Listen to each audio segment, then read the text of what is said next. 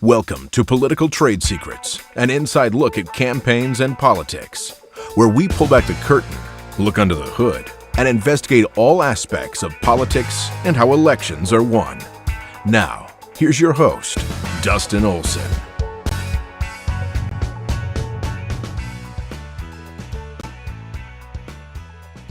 And welcome to Political Trade Secrets. Thank you to everybody who's joining us here today for an excellent conversation. We're going to be talking with political consultant, strategist, and author Jay Townsend about helping first-time candidates. And we're really looking forward to this conversation because we have heard from so many folks out there who are interested in running in 2022 and beyond, and would like to know, what it takes and what kind of things you need to be thinking about before you decide to run. So we're going to be looking forward to that and having that conversation. We are currently live streaming on 12 different platforms. So wherever you are, you can join the conversation by posting your questions, your comments. Those come back to us through the magic of the internet, and we will be able to include you in the conversation. Additionally, if you want to really help us, because we're here to empower our fellow citizens to be the most effective citizens possible, as well as inspire and empower them to really be the powerful political leaders that are needed for our communities, for our states, and for our country. So, if you want to help with that process, the way you can do it is you can like the program, you can love the program, or you can wow the program, and make sure that people see that. Additionally, what you can do is you can actually share the program, join ShareForce.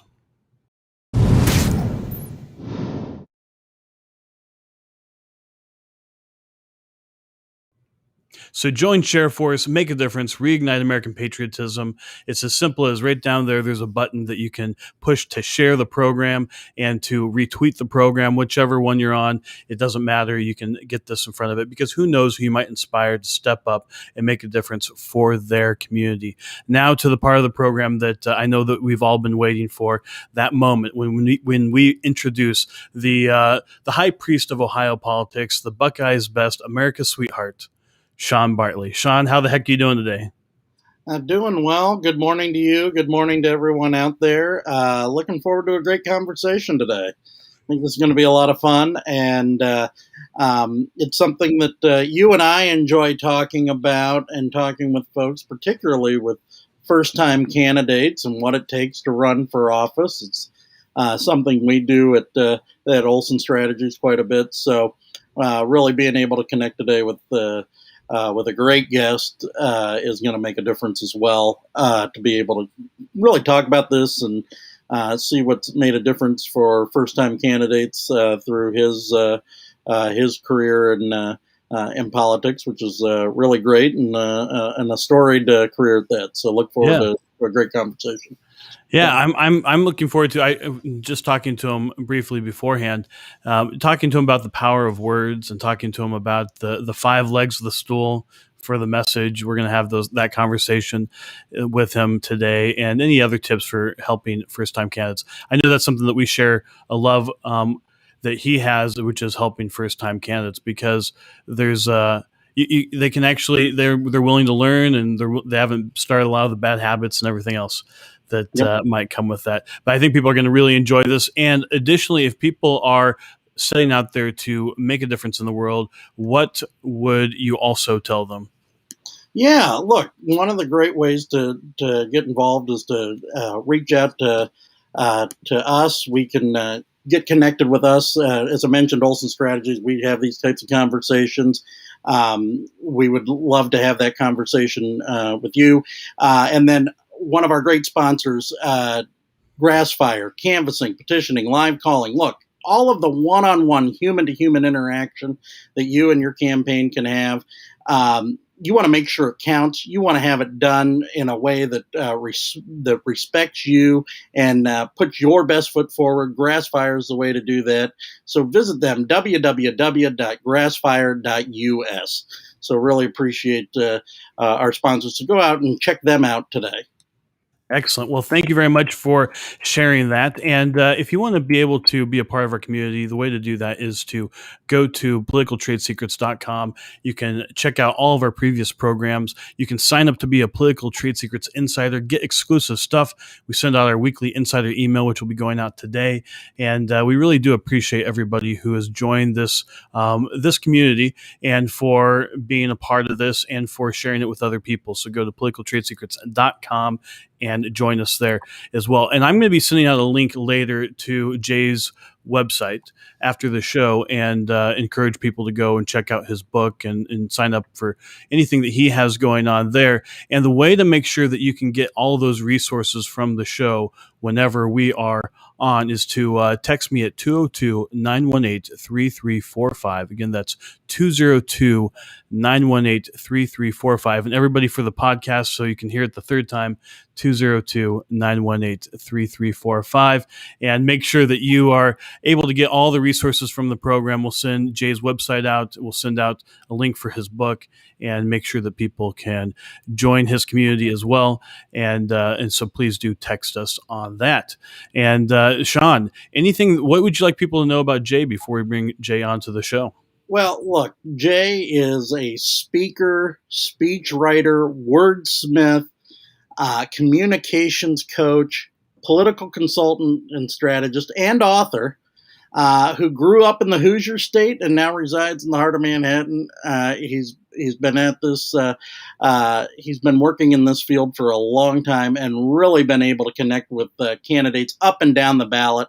And so I'm really looking forward to the conversation we're going to have right now with Jay Townsend. Awesome. All right. Well, with that, on with the show.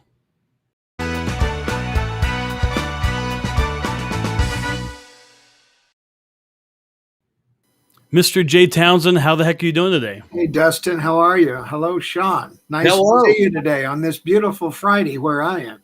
Yes. That's awesome. Beautiful. And you are in the heart of Manhattan, is that right? I am in the belly of the beast. Yeah. That's wonderful.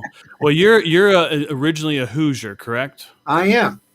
So what took you from Indiana to the Big Apple? Oh, that is a great question. So I was raised on a farm. And for the first 17 years of my life, figured that I would become a farmer like my father. And my dad was kind of assertive about our talents and skills. And one day when I was 16, I got home from school and I found the 4-H thing on the table that I was in 4-H.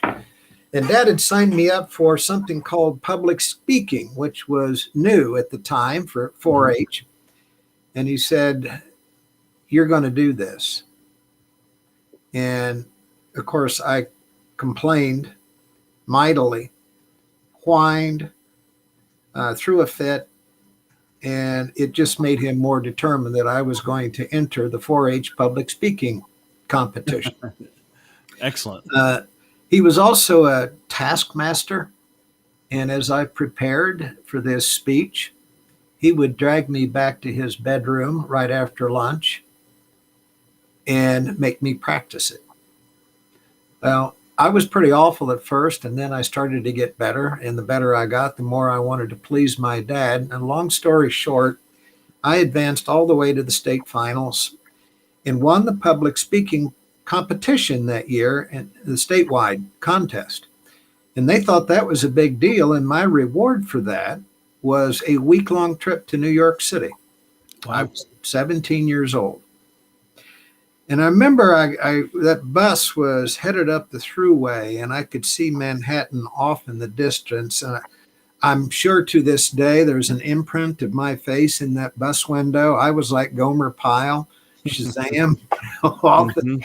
And we went through the Holland Tunnel. That bus pulled up to Union Square and stopped, and the driver said, "You can now get off and walk around." And I stepped off that bus onto this sidewalk that just rumbled with energy. And I looked around and out loud said to myself, "I'm going to live here." That was all she wrote. I was there hooked. You are. That's this. No, this, everything is going on around here all the time. Yeah. And I had to be here. So when did you actually move there for the first time after that? It was after I finished my degree at Purdue. I got a fellowship to Cornell. Nice. And every weekend would come down to Manhattan. And except for a year or two doing campaigns, New York has been my home since. So, well, that's really great. And what I really appreciated in how you shared that was the vividness. Like I could see you in that bus, looking out the. I mean, that is really great. One thing I want to ask before we get into kind of how you frame those things is what first got you interested in politics? Well, my dad was in politics. Okay. Of course, this is a different time. My dad was a Democrat back when you never knew which way Indiana was going to go in an election. I mean, there were years when Indiana had 2 Democratic senators and a Democratic governor. Mm-hmm. And both parties were aligned very much unlike what they are today. But he was first elected to office when I was 4 years old. In his first reelection campaign, I was 6. They put me in a sport coat and a tie, and I would go door to door after school, handing out his little palm cards. And that was at a time when, if you were in the legislature there, you ran every 2 years. So that was it. Every 2 years, there was a campaign to do for Dad. And that was that way from the early 60s until I graduated from college. And I had a good time. Now, during the course of all these campaigns, of course, I was out a lot with Dad.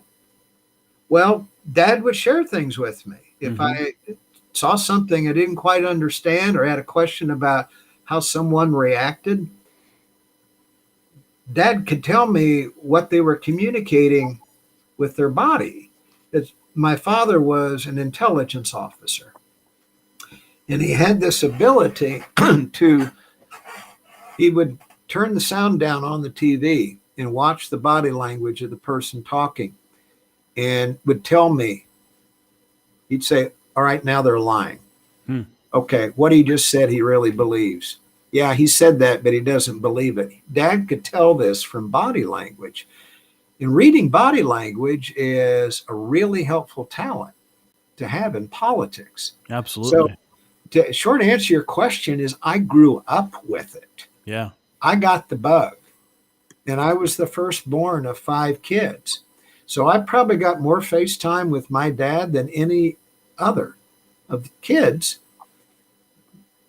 just because I was there to help with the chores. Being the firstborn, that's what you do. But I was also deeply involved in all of his political campaigns. What was something about how campaigns were run back then that might be different than how they're run today? Of course, there was no internet. Yeah.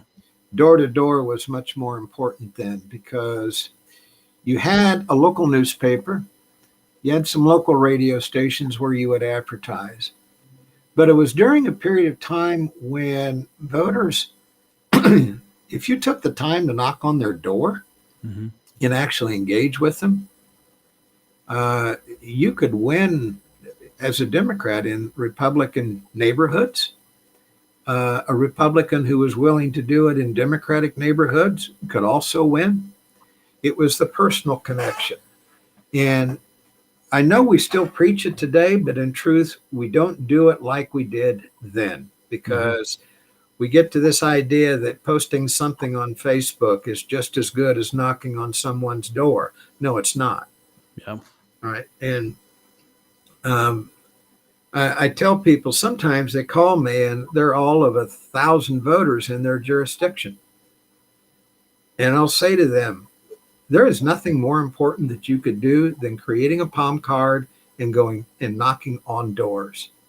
If they like you as a human being and they think you care about them, That matters more than anything else. Yeah. Now, you can't do that in a jurisdiction with 100,000 or 500,000 people.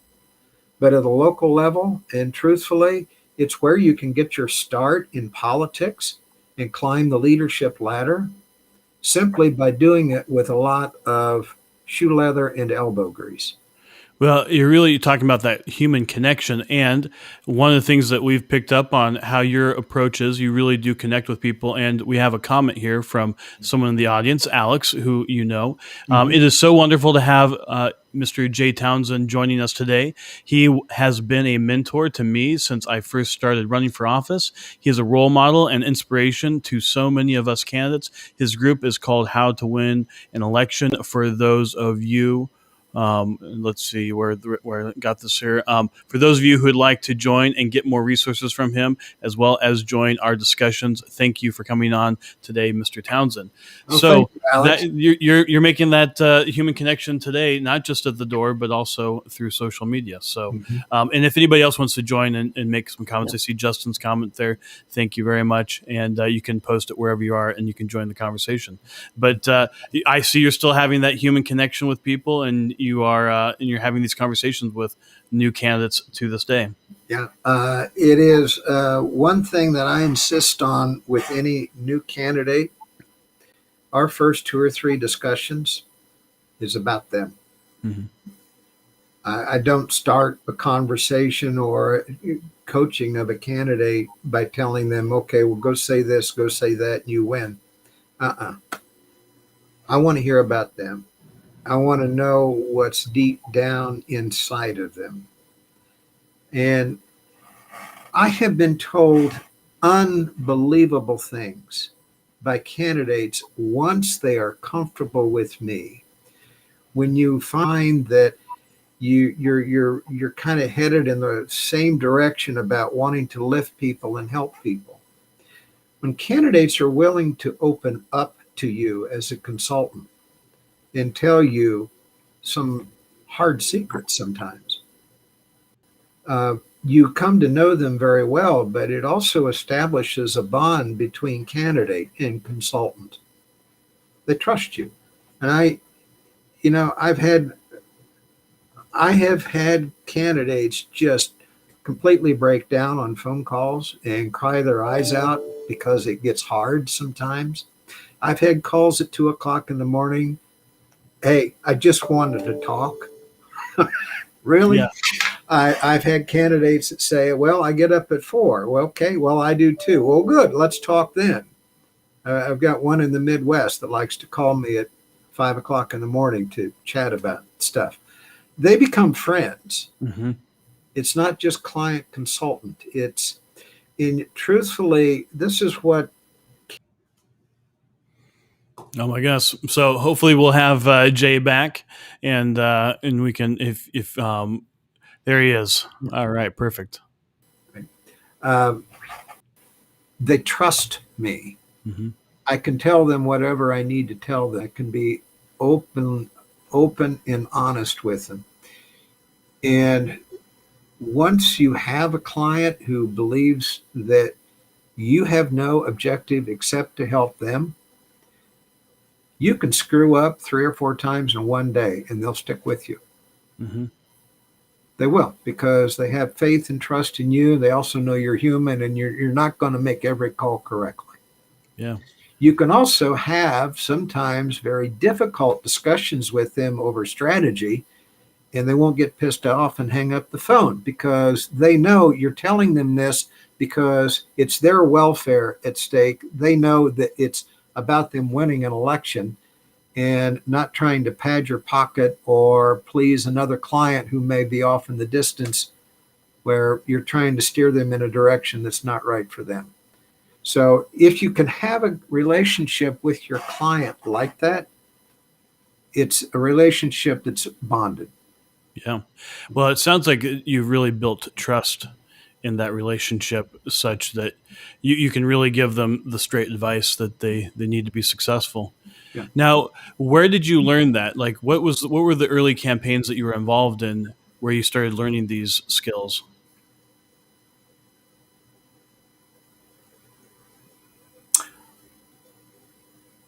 I was a partner in a firm that did a lot of national campaigns until I went off on my own in the 90s. And I settled in a place to raise my kids where there was fresh air and green grass. And I had never done a local campaign in that area, had never stepped foot in that area, but someone heard about me, called me and said, I'm running for Congress here. Can you help me? Well, she wasn't expected to win, but she did. And suddenly everybody's beating down my door in that particular part of upstate New York and saying, God, I want you to do for me what you did for her. And that's where I really, really got to know people because I lived near them. Mm-hmm. And I think that's what I didn't know that in the first 10 years or so of my career, but I came to know it just because of working locally. When your clients are neighbors, you just spend more time with them. And the more time I would spend with them, the better I got to know them. And I discovered it's really valuable to know what makes them laugh, to know what gives them pain, to understand what's really underneath them. Mm-hmm. So it was during that era of the 90s when, man, it's really helpful to know your clients. Well, what has been added to your approach to consulting by really getting to know who the client is, who the person is? Like what has shown up for you in how you and how your consulting has changed over there? Excellent question. And I'm going to give you a surprising answer. Anybody can come along and say X, Y, and Z. All right, I'm against China. I'm against immigration. I'm for freedom. Anybody can go out and say that stuff. Mm-hmm. And there are some districts in the country where you just say that and you win once you've won a Republican nomination. All right. But in competitive districts, here's what you run into. People go out and they spout off where they are on issues and how they're going to solve poverty and how they're going to fix civil rights and all of this stuff. And the question that a voter has when they hear that is, okay, well, that sounds good. I've only heard that 1,010 times already. And their expectation is that you're an actor or a play acting or just mouthing words that someone has fed you. Mm-hmm. And their immediate reaction when they hear about all the great things you're going to do is, how do I know I can trust you? So when candidates tell a story about something that happened to them at some point in their life, something that may have changed their point of view or changed the way they think or changed the way they behave, when candidates tell a story, it creates a connection between the candidate and their agenda, that because voters have heard this story, they think, okay, now I know why she is doing this. Now I know why she stands for this. And now I know I can trust her to do what she says she's going to do, even when I'm sleeping. Is that because it makes it that much more real for the person? They can see themselves in the story? It does. All right. So I'm working with someone who's running for office in Detroit. And early in one of our calls, she was taking me through things in her story and how she was raised. Her parents moved to Detroit to get away from Mississippi back in the 50s. And they put everything they had into raising their kids. Every dime they ever made went to making sure that their kids got a good education and went to college. They instilled in their kids these profound notions about civil rights and the Constitution and the freedom that we have to say what we think. And she's explaining this to me, and this is the way I was raised. It's the way I raised my daughters. And she says, last summer, for days on end, my daughters joined the peaceful protests about the murder of George Floyd in downtown Detroit with my blessing, because I raised them that way, to peacefully protest an injustice. And one night I was asleep in bed and my phone rang at 10 o'clock at night. And somebody on the phone said, by the way, all your daughters just got pepper sprayed and got maced, and they're zip tied, sitting on a sidewalk, and they're about to be arrested.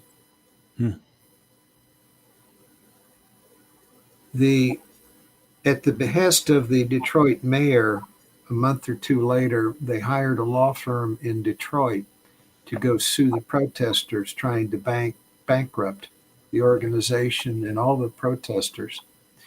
But here was the kicker. They were not engaged in any violence. It was a peaceful protest. And she says, this is why I'm running, because civil rights are civil rights. And this is the way I raised my daughters. And it was right of them to do what they did during that protest. And nobody in Detroit should be treated that way for peacefully exercising their constitutional rights. I'm going to tell that story in her video. Yeah. I'm going to reenact it. Now, when people hear that story, they're never, ever, ever going to doubt her commitment to justice. Yeah. Never. It's the story that makes the connection between what she wants to fight for and something that happened to her and her daughters. Now, something that you've said to us before is that it's kind of like peeling back the onion, right? Yeah. So how do you go about peeling back that onion and asking those questions and getting to the stories? Because sometimes it's hard to, this is their lives and they've had their lives, and these moments are part of their life, of course, and they may not seem special to them as a candidate, but we know as consultants that they tell a story about who they are. How do you get to those gems? If I just flat out say, well, tell me about something that happened in your life that changed what you think, you get a blank stare. Mm-hmm. This is what you have to do. You sit down and talk with them and say, okay, where were you born? Where'd you grow up? Tell me about your parents.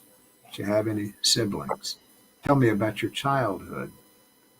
Tell me about your favorite teachers.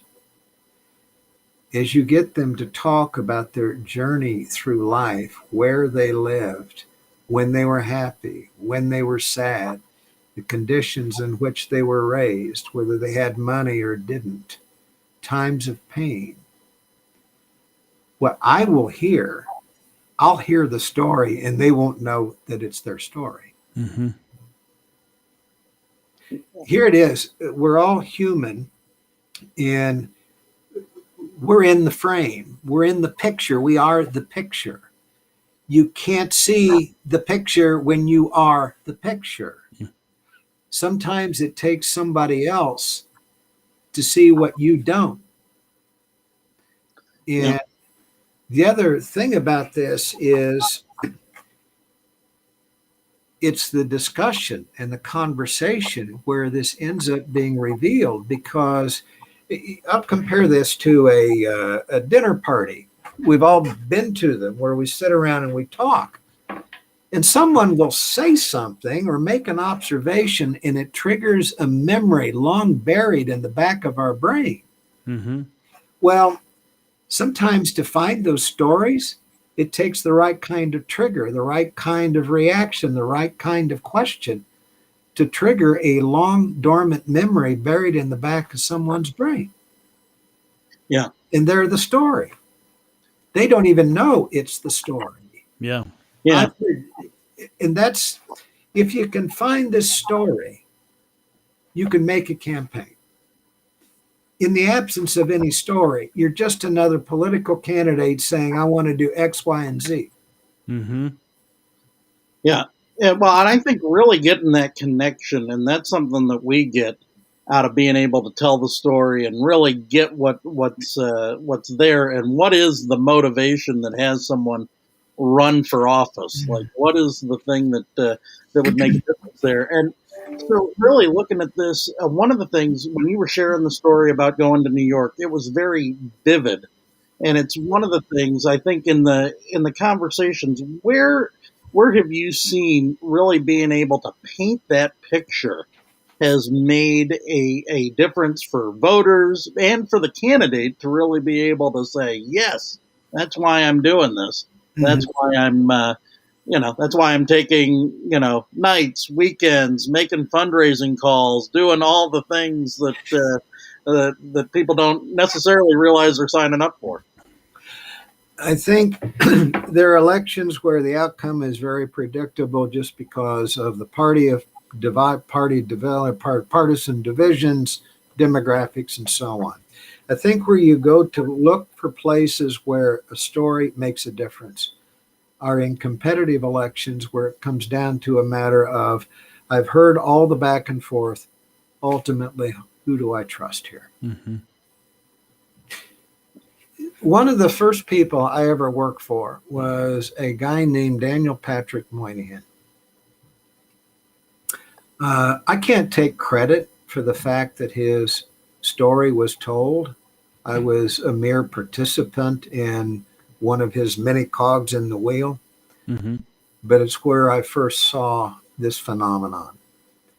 Democrat won by about 8 points in his first election in 1976. That became, over the course of his career, almost revered in New York. It was like Moynihan. And across the country. Wow.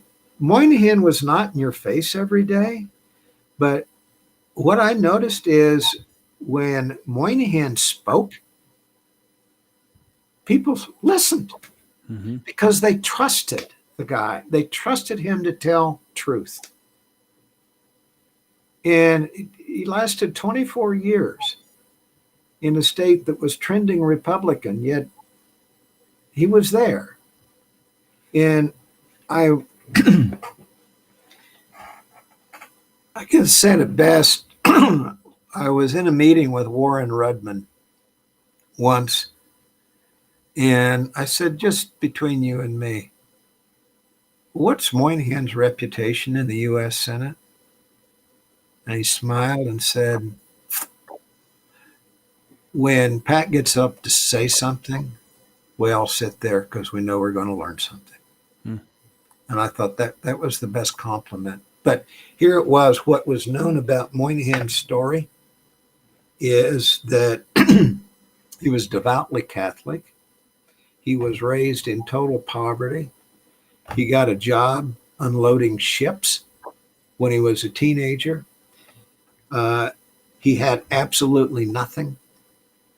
And basically he made of himself because of what was between his ears. But he could tell a story about shining shoes on Times Square. And New York is related to that. This is a kid that grew up in what was then the ghetto of New York City, the Irish ghetto. Well, so I have a question. So when you got this story, it's compelling. We really worked to get it from the candidate there. Then what does it take to take that and really bring it to life in things like or commercial? Like, what does it take to bring? What are the elements of that story that make it vivid, as Sean has said? The easiest place to bring a story to life is with either a commercial or a video. I will say any client I have right now, one of the first things I say is, we have this great tool and we can decide who gets to see this, but we're going to do a video about you and your story and why you're doing this and what you hope to accomplish. So what makes the video.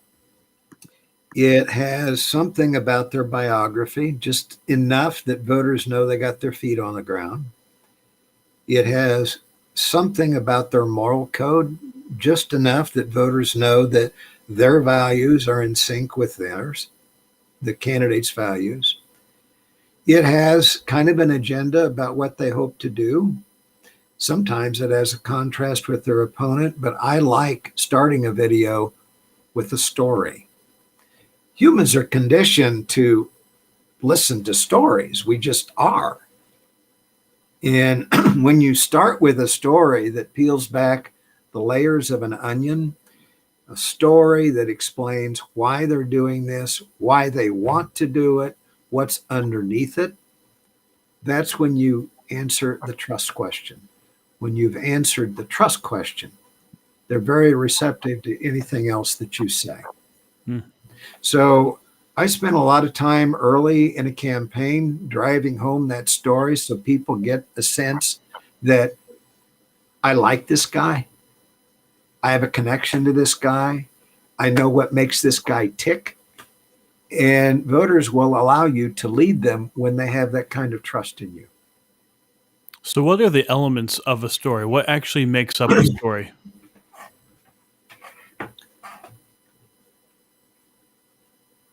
The standard story is the beginning. All right, so think of a movie here. The Godfather is one of the greatest movies ever made.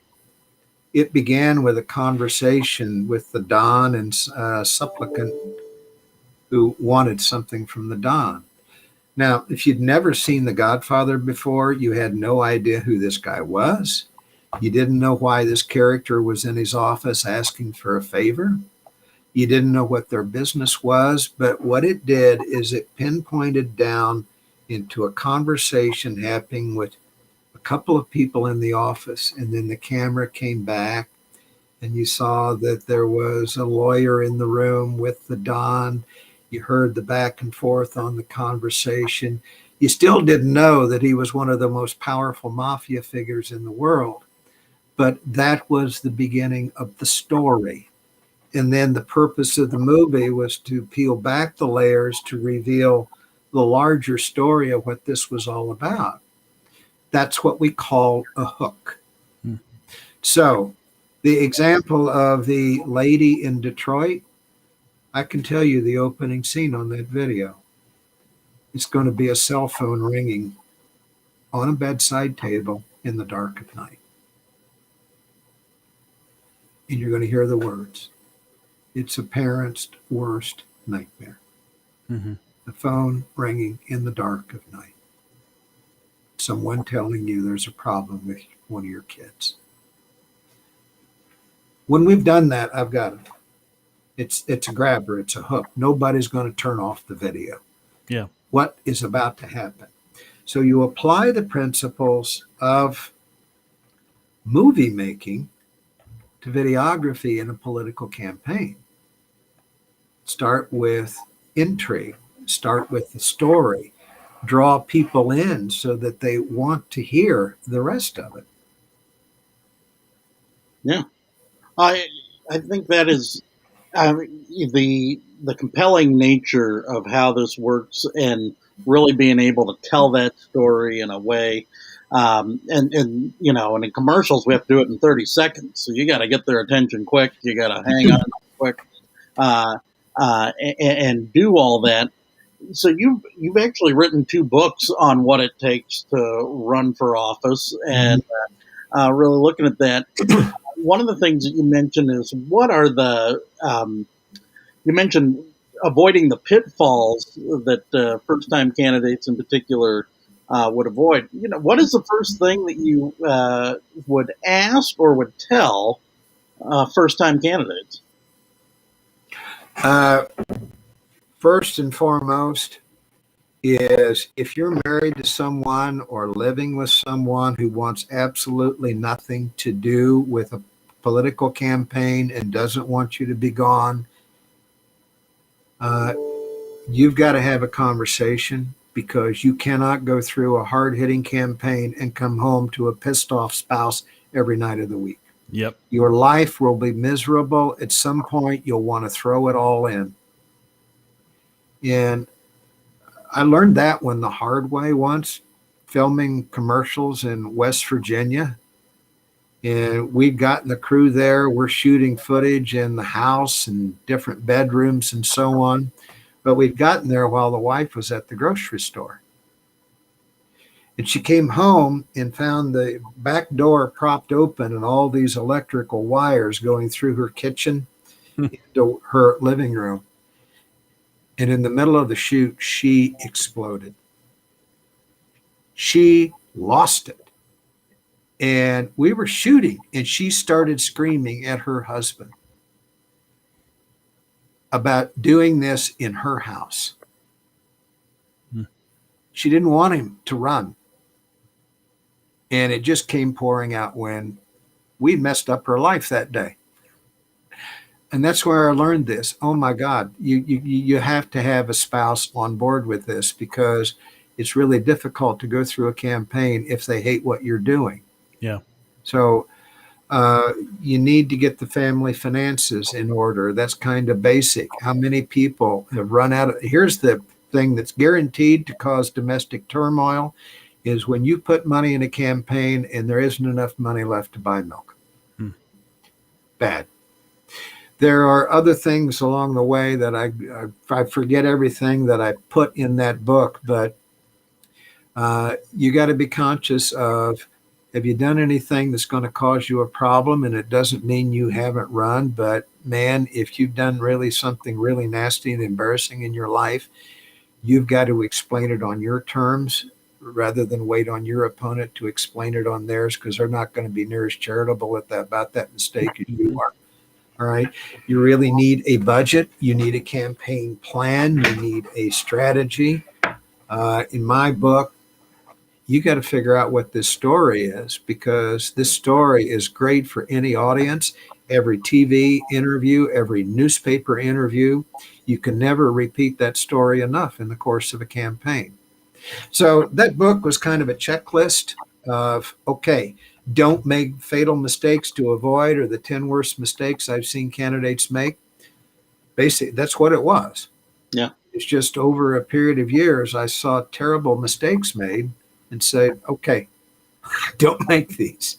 Well, I'm glad you brought up one of the things that we run into a lot is that, or not a lot, but sometimes it's that candidates have not gotten buy-in from family, or, if they own a business, like who's going to be running the business while you're doing this, or the folks that are going to have to pick up whatever slack is left. The home fire is burning. Yeah, and they either have not gotten the buy-in, or they haven't had a discussion about, okay, this is what it's really going to take.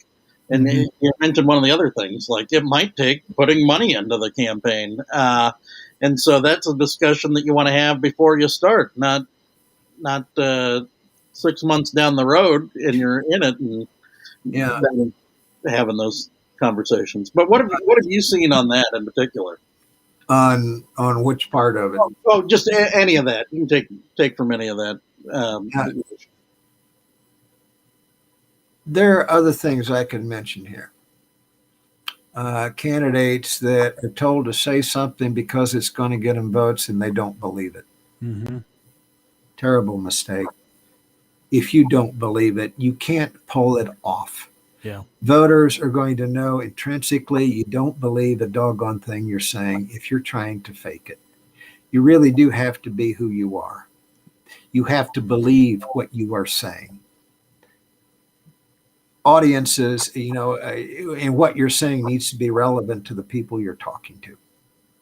If you don't meet those two things, you're just wasting words and you're wasting their time. All right. I did a while back have a candidate call me. We had 2 or 3 conversations, and one day he volunteered. He said, my wife is not very whoopy about this. Red flag goes off in my head. And I started asking a few questions. And I said, before we have any other conversations, you need to have a chat with your spouse here, Yeah. because it's a disservice to you if you go into this and she's opposed to it. He called me back a week later and says, she says, no, I'm not fighting with her. We'll try this a different year. Yeah. And I said, you just made a terrific decision.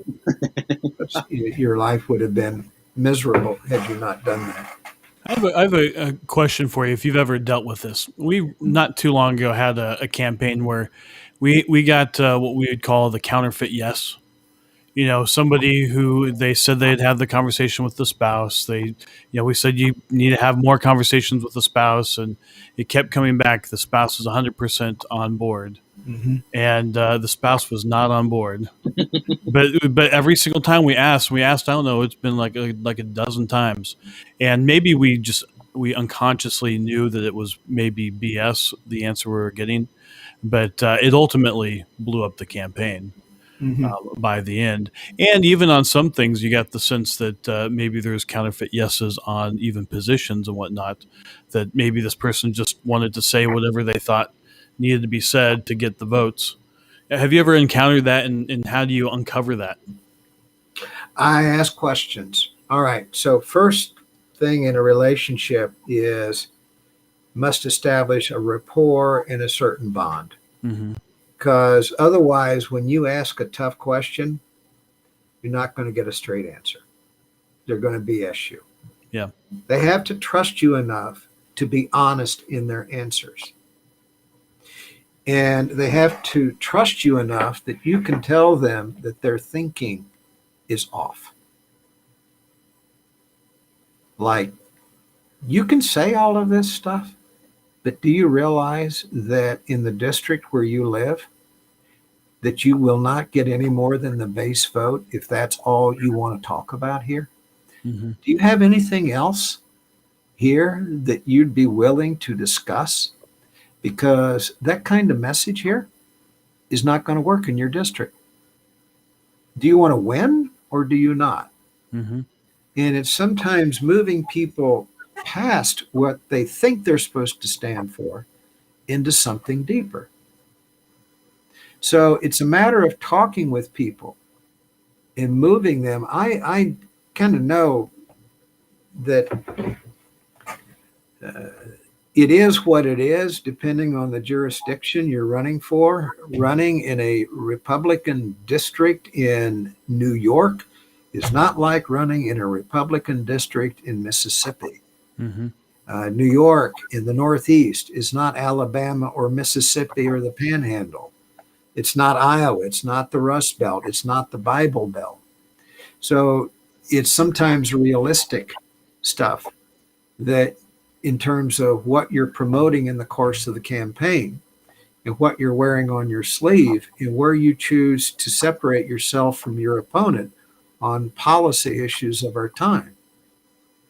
So you cannot have these discussions unless they trust what you're telling them. Yeah. Well, absolutely. And one of the things we've really gotten out of the conversation is that you talk a lot about the power of words. Mm-hmm.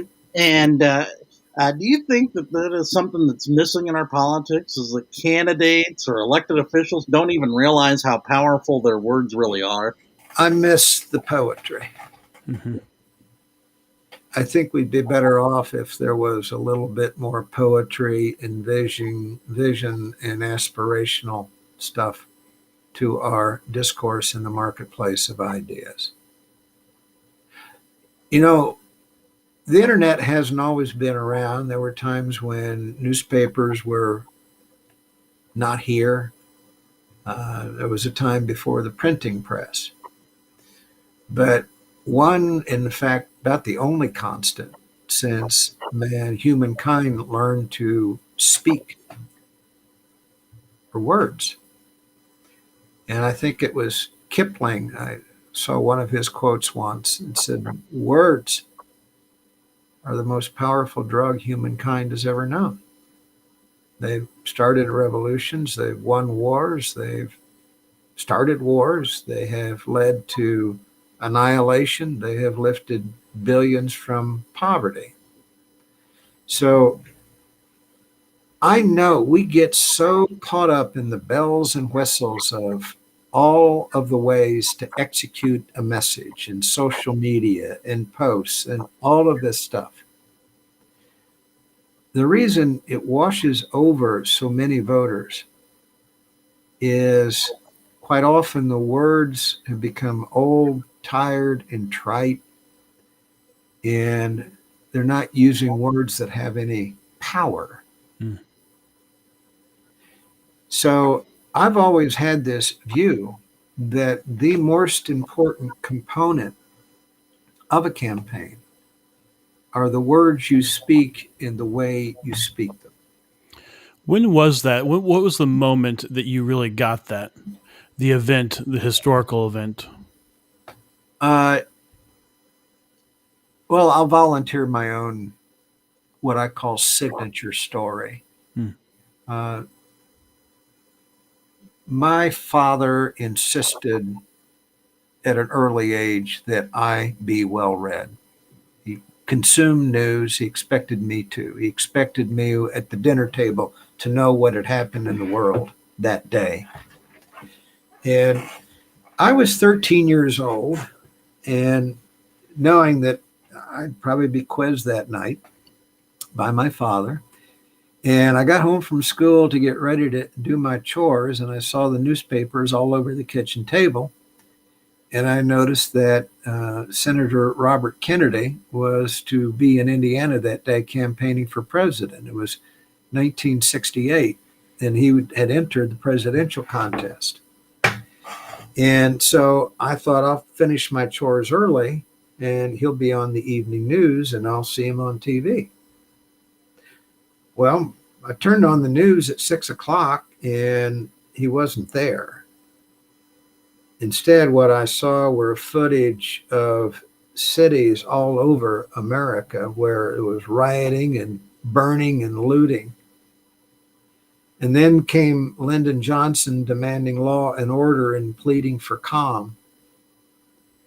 And about halfway through the newscast, they finally went to Robert Kennedy. He was standing on the back of a flatbed truck in what was then the ghetto of Indianapolis. This is what had happened.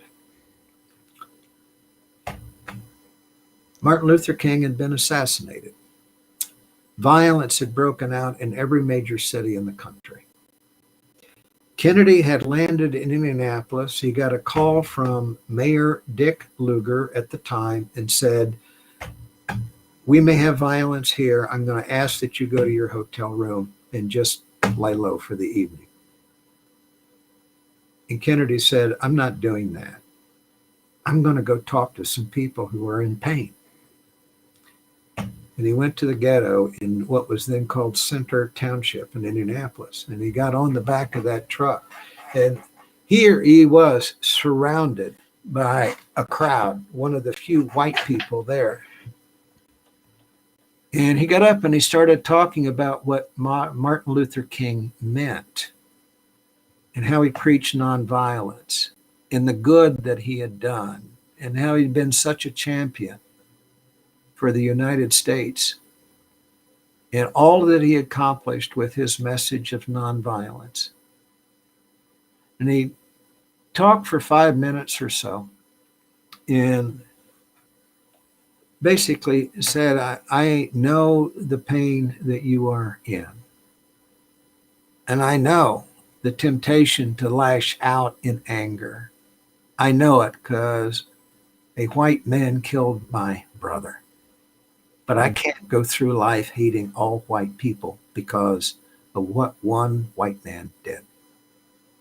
So I'm going to ask that you go to your homes and churches tonight and honor Dr. King as he would want to be honored, and to remember him for all that he stood for.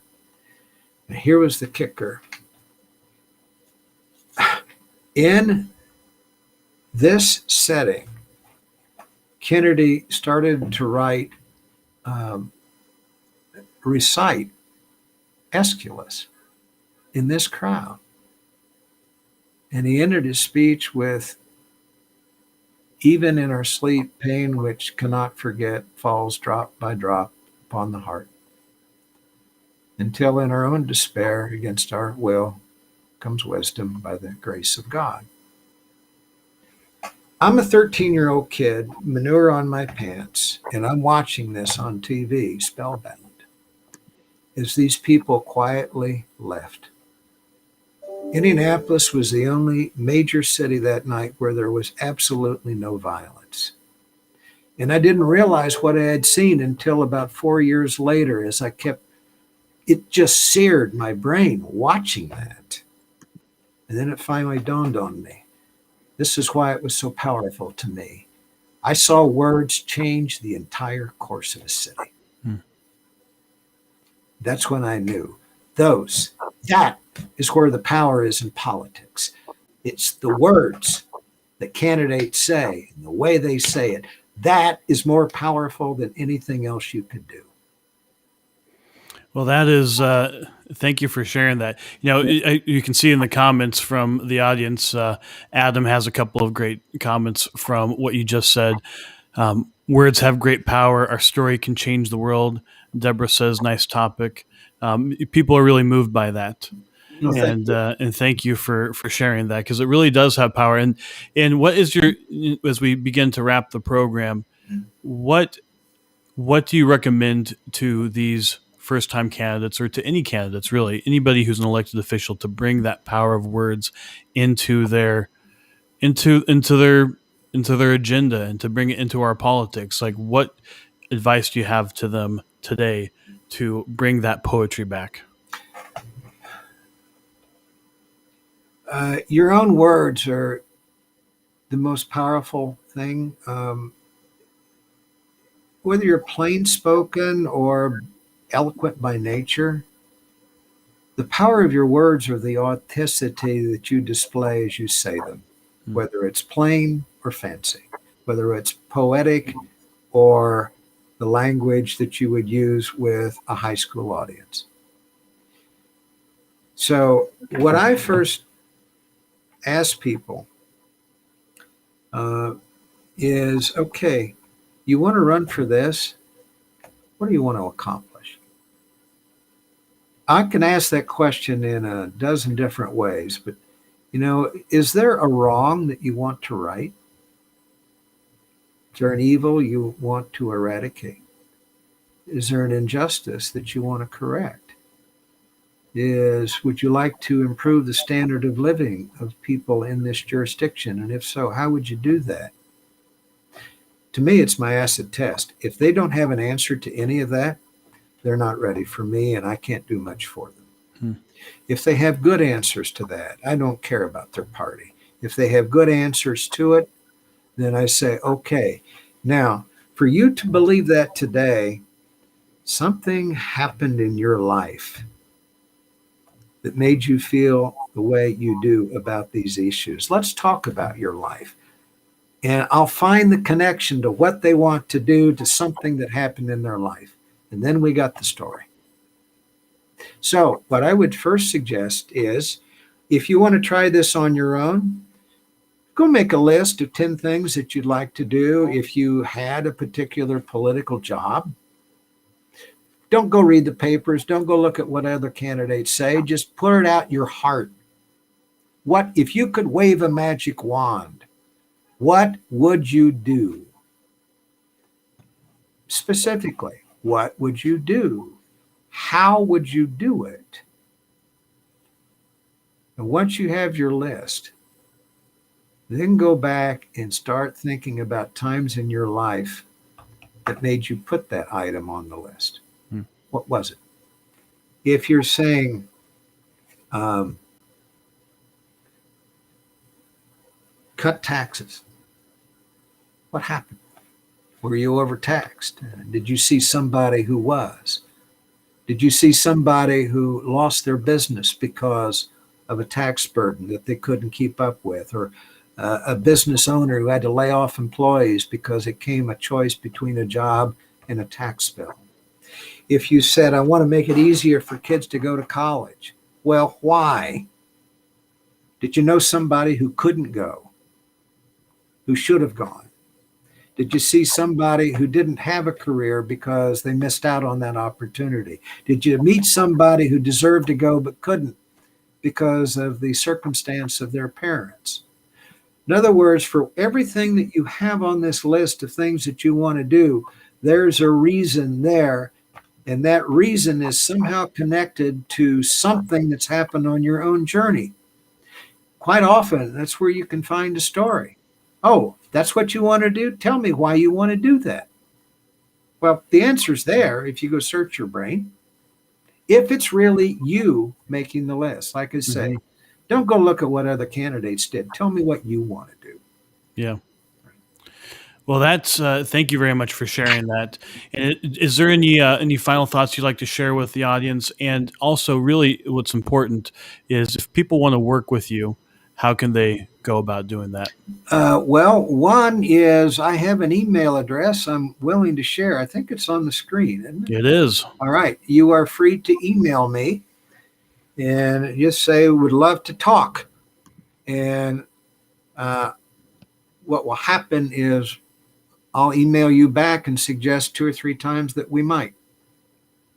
All right. Certainly, you can go take a look at my website, and there are a couple of books there that you might want to read. But I say on the front page of my website, down at the bottom, is a 35-minute video that kind of takes everything in a very organized fashion. And soup to nuts says, okay, this is how it's done. It's a 35-minute crash course in, okay, now you know every piece that moves. You'll still need someone to help you along the journey, but it gives you a good overview. But that's what I would suggest. Excellent. Right. Well, Jay, really appreciate what you've shared today, and really the importance and the power of words, and really being able to tell your story and why each candidate's story is important, and it's not just some of the pablum we hear out there. So I really appreciate you doing that. And for our audience, I want you to know we are going to text out the link to the website. So if you're on our texting community, which is 202-918-3345, we'll be sharing the resources from this show. So texting a link out to the website so people know how they can get a hold of you as well, Jay. But really appreciate you taking the time today. It's been and I'll throw one other in. If you email me and you'd like a complimentary copy of a couple of books, just say complimentary copy, please, and I'll send them to you. That's awesome. All right. Well, thank you for providing that. Oh, you're quite welcome. And I'm flattered that you've asked me to be a part of your program today, and dearly appreciate the opportunity to share what I did. Absolutely. Well, thank you for being here, and we look forward to a long-term friendship, and all the best of luck and success to you and your ability to help people make a difference. Thank you for doing that. Thank you much. All right. Thank you. Carry on.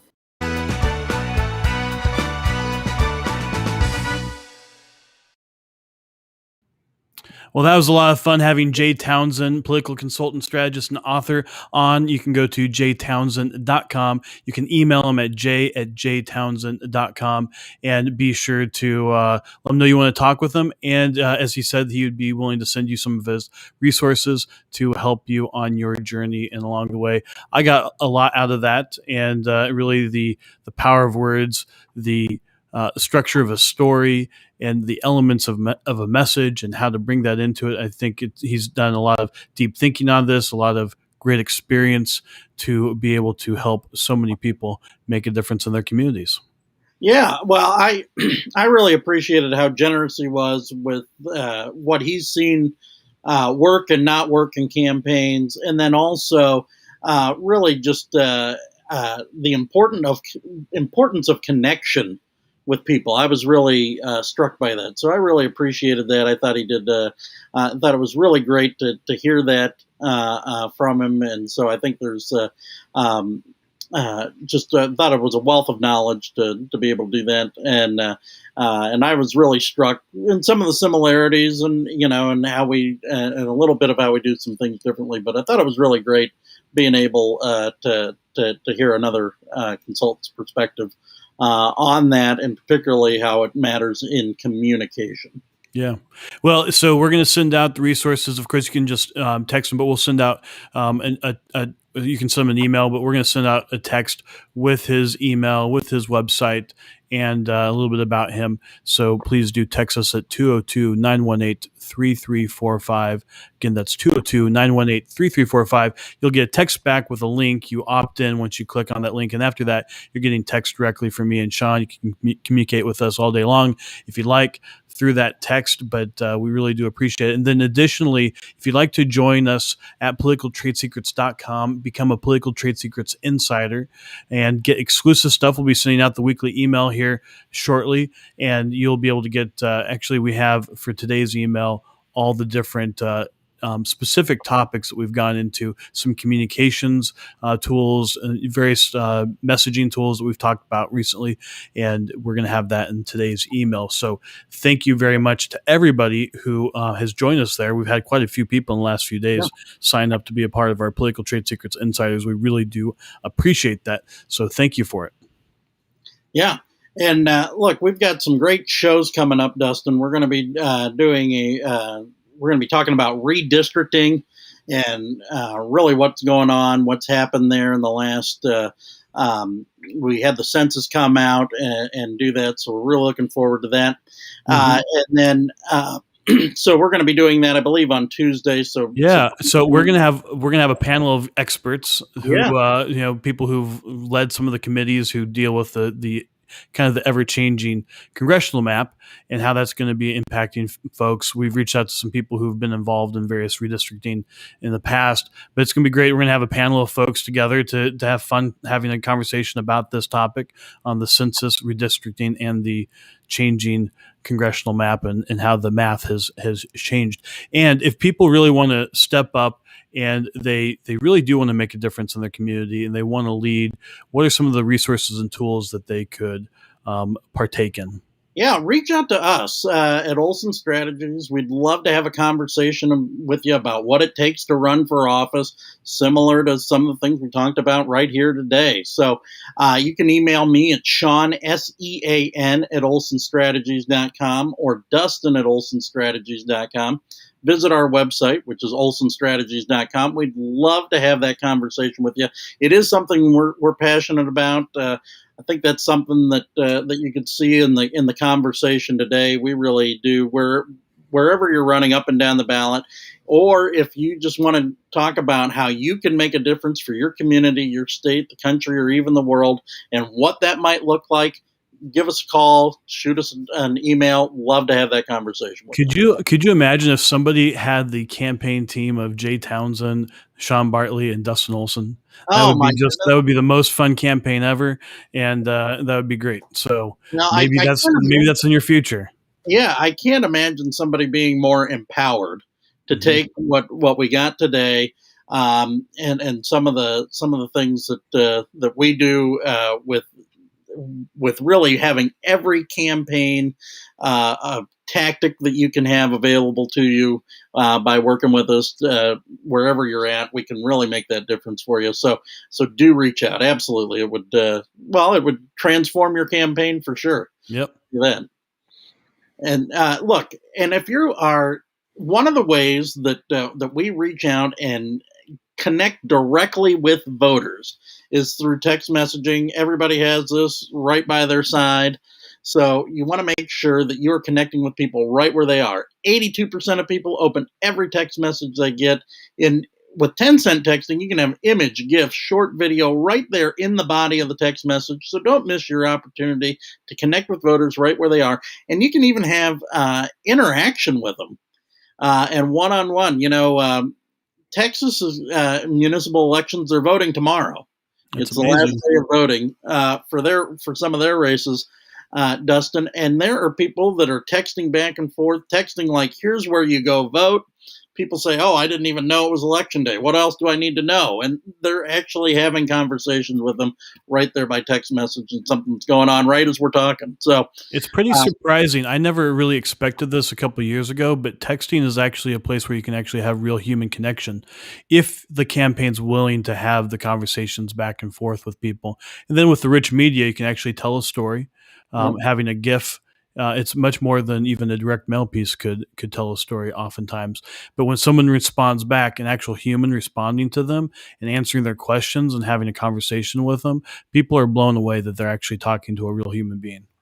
Well, people are even sending their 30-second commercial out by text, making sure you know who's most likely to vote in these types of races. So I would connect with them. So, and that's 10-cent texting, and they're fueled by Grassfire. And as we mentioned earlier, this is your way to connect with voters right where they are. One thing that Jay mentioned was the importance of canvassing in these races that don't have a lot of voters. Like, it's the number one thing you can do.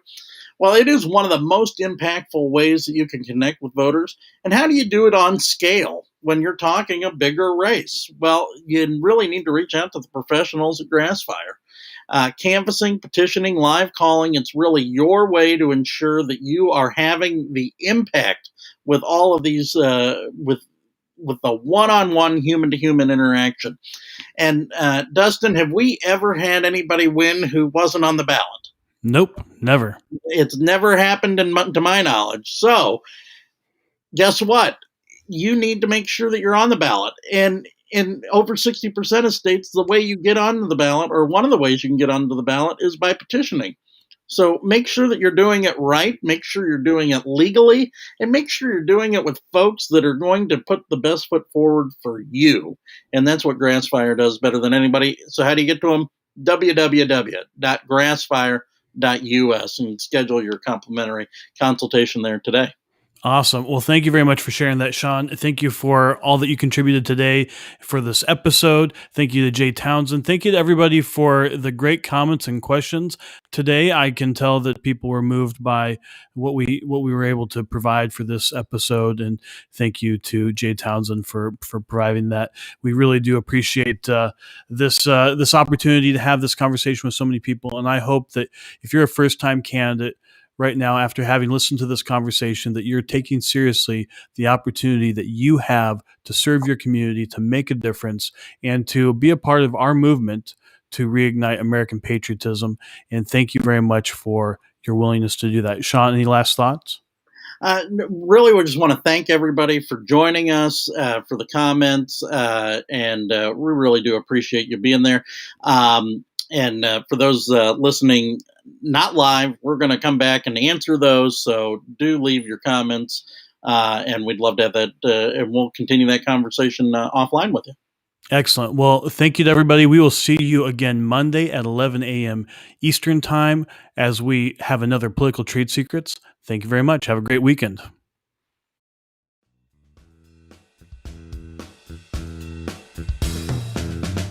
Join us next time by subscribing on iTunes and get show notes and sign up for our newsletter at politicaltradesecrets.com.